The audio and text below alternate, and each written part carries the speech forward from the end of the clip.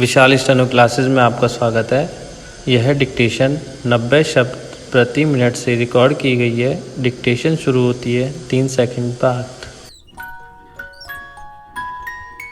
राजस्थान के धौलपुर जिले में बाजरी माफिया ने पुलिस अधीक्षक के काफिले पर फायरिंग कर उसमें मौजूद पुलिसकर्मियों को ट्रैक्टर से कुचलने का प्रयास किया। हालांकि इस दौरान दोनों ओर से फायरिंग भी हुई। राजस्थान में यह कोई पहला मामला नहीं है जब बजरी माफिया ने इस तरह से दुस्साहस दिखाया हो।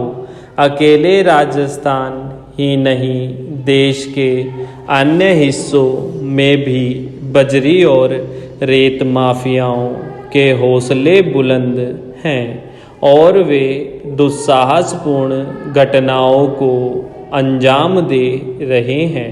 मध्य प्रदेश और उत्तर प्रदेश में भी आए दिन ऐसी घटनाएं होती रहती हैं। मध्य प्रदेश में तो कुछ साल पहले खनन माफिया ने एक IPS अधिकारी और एक पुलिसकर्मी को ट्रैक्टर से कुचलकर मार डाला था। दोनों का सिर्फ इतना दोष था कि उन्होंने माफिया के अवैध ट्रैक्टरों को रोकने की हिम्मत दिखाई थी। सरकार कैसी भी रही हो, आमतौर पर देखा गया है कि खनन माफिया के हौसले बुलंद ही रहते हैं।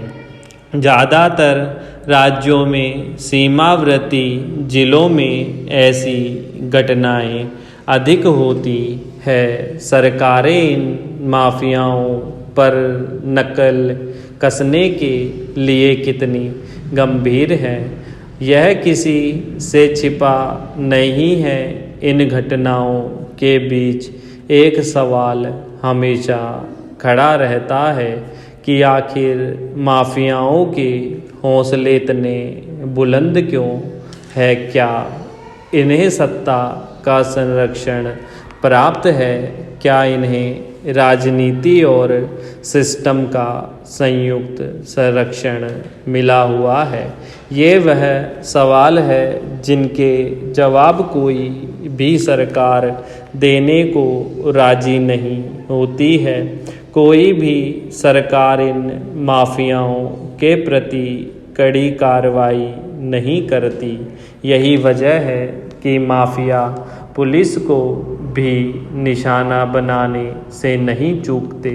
मुश्किल यह है कि एक तरफ खनन माफिया पुलिस को निशाना बना रहे हैं तो दूसरी तरफ पुलिस विभाग में ही ऐसे लोग हैं जिनके साथ साठगांठ की वजह से ये माफिया लगातार मजबूत हो रहे हैं।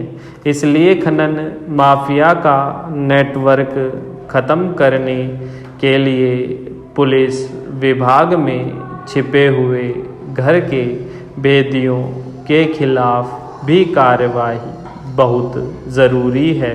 अब खनन माफिया के खिलाफ बड़ी कार्रवाई का समय आ गया है। राज्य सरकारों को इन समस्या पर गंभीरता से ध्यान देने की ज़रूरत है।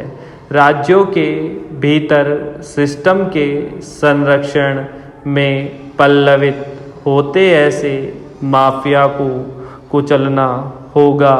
खनन माफिया बेलगाम होकर धरती को खोखला कर रहे हैं और अफसरों कर्मचारियों को निशाना बना रहे हैं। ऐसे में इनके खिलाफ एक तयशुदा तरीके से सख्त कार्रवाई को अंजाम देना ही होगा। इनसे न केवल यह अवैध कारोबार बंद होगा बल्कि प्रभावित क्षेत्रों में इनका आतंक भी समाप्त हो सकेगा। स्टॉप।